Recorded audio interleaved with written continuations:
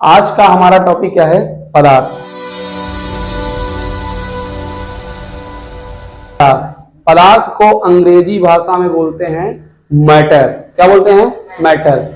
कौन सी वस्तु को हम पदार्थ कहेंगे, कौन सी वस्तु को पदार्थ नहीं कहेंगे? इस प्रश्न का जवाब हम आपको अपने माध्यम से बताते हैं। क्या आप पदार्थ हैं? क्या हम पदार्थ हैं? क्या ये मार्कर पदार्थ है? यदि है तो क्यों? यदि है तो क्यों? चलिए इस प्रश्न का जवाब आपको हम देते हैं। कोई भी वस्तु पदार्थ तभी कहलाती है जिसका क्या होता है? आकार, आयतन, द्रव्यमान, या फिर तुम टच करो तो तुमको फील हो। क्या हो? फील। वो क्या कहलाती है? पदार्थ। यदि मान लीजिए मैं पदार्थ हूं तो मेरा एक आकार होना चाहिए। क्या है? आकार। तो हम क्या हैं? पदार्थ हैं। हमारा आकार है तो हम क्या हैं? पदार्थ। इस मार्कर का भी आकार है तो ये क्या है? पदार्थ। इस बोर्ड का भी आकार है, ये क्या है? पदार्थ। तो कोई भी वस्तु पदार्थ तभी कहलाती है जिसका क्या हो? आकार हो, आयतन हो, द्रव्यमान हो और टच करो तो क्या हो? फील करो। क्या करो? फील करो। वो क्या कहलाती है? पदार्थ। मेरा आकार है, मैं जहां बैठता हूं तो मैं स्थान घेरता हूं। वह वस्तु जो स्थान घेरती है क्या कहलाता है? आयतन। क्या कहलाता है? मेरा वजन है 50 से 55 किलो वजन है तो मैं क्या हूं? पदार्थ हूं। वह वस्तु जिसका आकार हो, आयतन हो, द्रव्यमान हो, वो क्या कहलाता है? पदार्थ कहलाता है। पदार्थ वही वस्तु कहलाती है जिसका आकार, आयतन, द्रव्यमान और जिसको तुम टच करो तो फील हो। जैसे मान लीजिए मेरे को टच करोगे तो क्या होगा? फील होगा। कठोर हूं या कोमल, मैं क्या हूं? पदार्थ। क्या हूं? पदार्थ। तो संसार की हर वस्तु पदार्थ है। आप भी पदार्थ, हम भी पदार्थ, बोर्ड भी पदार्थ, सब कुछ पदार्थ। क्यों? क्योंकि इन सब का क्या है? आकार है, आयतन है, द्रव्यमान है। ये सब क्या कहलाते हैं? पदार्थ कहलाते हैं। क्या कहलाते हैं? पदार्थ। बच्चों आपको मैं बता दूं कि अगर आप ऐसा बोलेंगे कि जिन वस्तुओं का आकार नहीं है, आयतन नहीं है, द्रव्यमान नहीं है, क्या वो पदार्थ नहीं है? है, क्योंकि उन्हें हम फील कर सकते हैं। जैसे गैस की मैं बात करूं, हवा चल रही है, हवा चल रही है, क्या हवा हमें दिखती है? हवा हमें नहीं दिखती, लेकिन वो पदार्थ है। क्यों? क्योंकि उसे हम अनुभव करते हैं। हवा चलती है तो हमें अनुभव होता है कि हवा लग रही है, तो क्या है? वो पदार्थ है। तो संसार की हर एक वस्तु क्या है? पदार्थ है, जिसका क्या होता है? आकार, आयतन, द्रव्यमान होता है। वो क्या कहलाता है? पदार्थ कहलाता है। ठीक है। पदार्थ की 3 भौतिक अवस्थाएं होती है। कितनी? 3। पदार्थ की 3 भौतिक अवस्थाएं होती है। कौन कौन सी होती है बच्चों? ठोस, द्रव, गैस। ठोस, द्रव, गैस। देखिए ठोस कौन सी अवस्था होती है, द्रव कौन सी अवस्था होती है और गैस कौन सी अवस्था होती है। देखिए कोई भी वस्तु को आप ठोस कब कहेंगे? किसी भी वस्तु को आप ठोस कब कहेंगे? जब उसका आकार निश्चित हो और आयतन भी क्या हो? निश्चित हो। जैसे ये बोर्ड ठोस है। क्यों? क्योंकि इसका आकार घनाभाकार है या आयताकार है। यदि आप इसको यहाँ रखे हो इस कोचिंग सेंटर में तो भी उसका आकार ऐसा होगा। यदि आप घर में भी रखोगे तो उसका भी आकार कैसा होगा? ऐसा ही होगा। तो इसलिए ये क्या है? ठोस है। ये स्थान उतना ही घेरेगा जहां यहाँ रखा हुआ है, तो इतना स्थान घेरेगा। घर में रखे रहोगे तो स्थान उतना ही घेरेगा। वो क्या कहलाता है? ठोस अवस्था कहलाती है। वह पदार्थ की वह अवस्था जिसका आकार व आयतन क्या हो? निश्चित हो। क्या हो? निश्चित हो। कौन सी अवस्था कहलाती है? ठोस अवस्था कहलाती है। पदार्थ की वह अवस्था जिसका आकार व आयतन क्या हो? निश्चित हो। कौन सी अवस्था कहलाती है? ठोस अवस्था कहलाती है। पदार्थ की वह अवस्था। अब द्रव की मैं बात करूं, मान लीजिए आप 1 लीटर पानी लेते हैं, यू आकार के ग्लास में डालते हैं तो यू आकार जैसा, बी आकार के ग्लास में डालते हैं पानी तो बी आकार जैसा, और गोलाकार आकार में डालते हैं तो गोलाकार ग्लास में तो गोलाकार जैसा। तो पदार्थ की वह अवस्था जिसमें आकार क्या होता है? अनिश्चित। लेकिन पानी आपका कितना है? 1 लीटर है।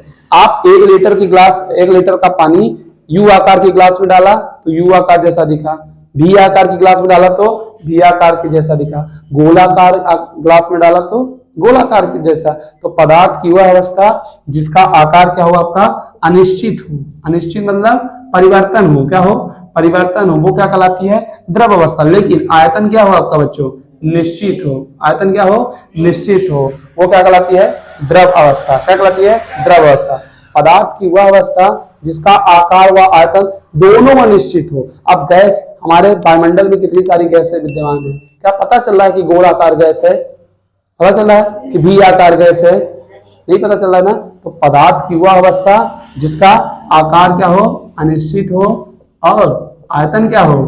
अनिश्चित हो, दोनों क्या हो? अनिश्चित। कौन सी अवस्था कहलाएगी? गैस अवस्था। क्या? गैस अवस्था। सबसे पहले हमने बात किया पदार्थ। संसार की हर वह वस्तु पदार्थ है जिसका आकार, आयतन, द्रव्यमान क्या हो? जिसका आकार हो, आयतन हो, द्रव्यमान हो, और जिसको तुम टच करो तो क्या हो? फील हो, वो क्या कहलाती है? पदार्थ कहलाती है। पदार्थ की तीन भौतिक अवस्थाएं होती हैं, ठोस, द्रव और गैस। क्या? ठोस, द्रव और गैस। पदार्थ की वह अवस्था जिसका आकार व आयतन दोनों क्या हो? निश्चित हो, कौन सी अवस्था कहलाती है? ठोस अवस्था कहलाती है। क्या? ठोस अवस्था। पदार्थ की वह अवस्था जिसका आकार अनिश्चित व आयतन क्या हो? निश्चित हो, वो कौन सी अवस्था कहलाती है? द्रव अवस्था। क्या? द्रव अवस्था। और पदार्थ की वह अवस्था जिसका आकार भी अनिश्चित और आयतन भी अनिश्चित हो, वो कौन सी अवस्था कहलाती है? गैस अवस्था। बन जाएगा। अब इन भौतिक अवस्थाओं में ताप का क्या प्रभाव पड़ता है?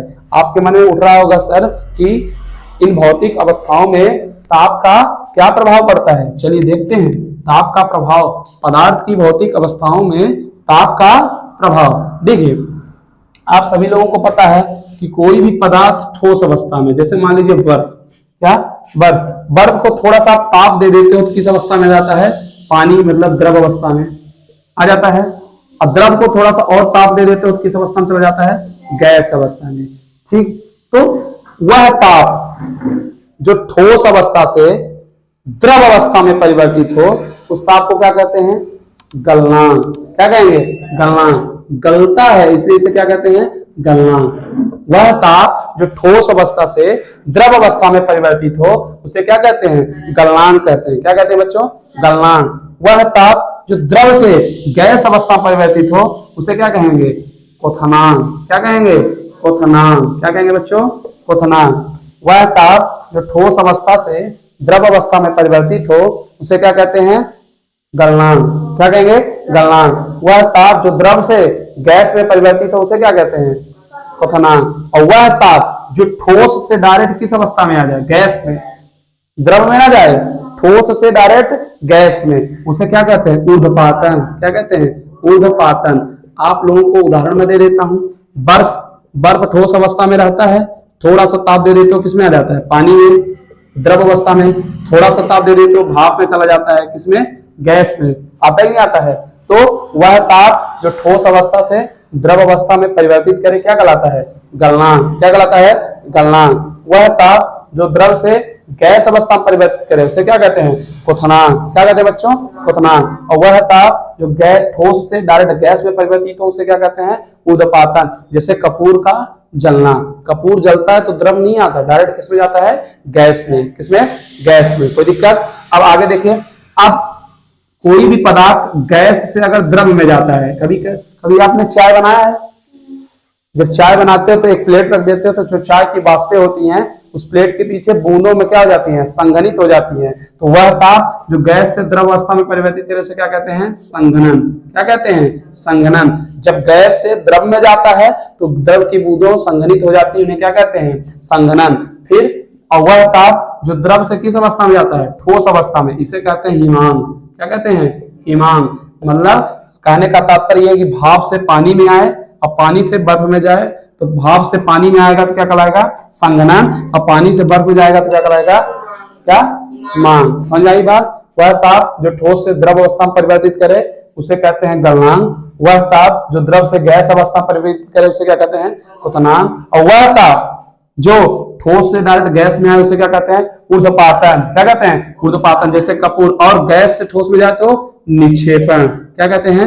निक्षेपण। क्या बोलेंगे बच्चों? निक्षेपण। बनेगा? कोई दिक्कत? तो ताप का भौतिक अवस्थाओं में ये परिवर्तन है। ताप अगर बढ़ाओगे तो ठोस से द्रव में जाएगा तो क्या कहलाएगा? गलनांक। द्रव से गैस में जाएगा तो क्वथनांक। और ठोस से डायरेक्ट गैस में जाएगा तो ऊर्ध्वपातन। और अगर ताप कम करोगे तो गैस से ठोस में जाएगा तो निक्षेपण। गैस से द्रव में जाएगा तो क्वथनांक। और द्रव से सॉरी गैस से द्रव में जाएगा तो संघनन, और द्रव से ठोस में जाएगा तो हिमांक बन जाएगा। बर्फ से पानी में परिवर्तित होता है, तीसरे बीच में क्या कहते हैं उसको, गलनांक, क्योंकि बर्फ गल रहा है पानी के रूप में, पानी से भाप में पहुंचता है तो क्या कहलाता है, क्वथनांक, लेकिन भाप से पानी पहुंचता है तो क्या कहते हैं, संघनन, और पानी से बर्फ हिमांक बन जाएगा। ठीक है, अच्छा लगा तो वीडियो को लाइक करें और चैनल को सब्सक्राइब करके रखें। धन्यवाद।